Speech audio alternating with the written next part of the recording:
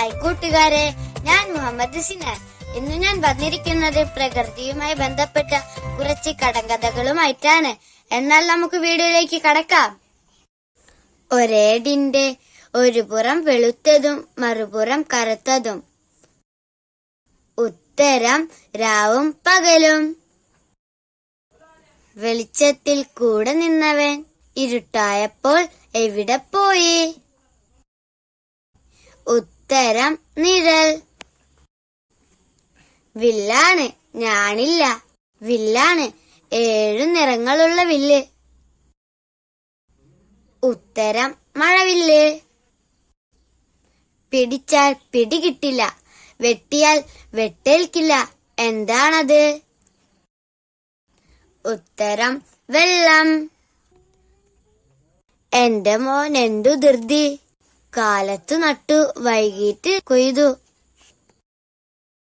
ഉത്തരം സൂര്യോദയവും അസ്തമയവും.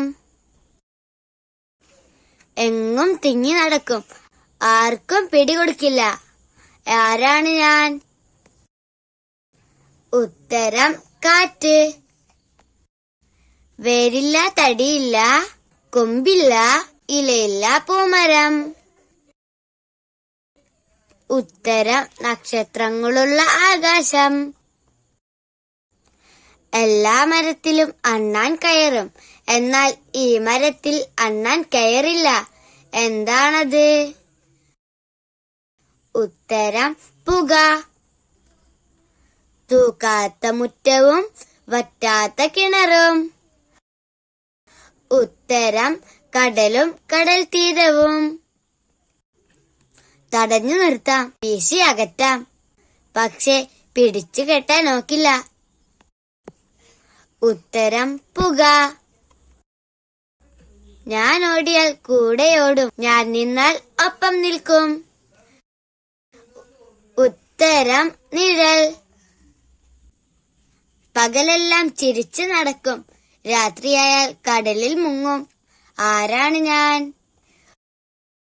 ഉത്തരം സൂര്യൻ. കെട്ടാത്ത തൂണില്ലാത്ത മേൽപ്പുര ഏതാണ്? ഉത്തരം ആകാശം.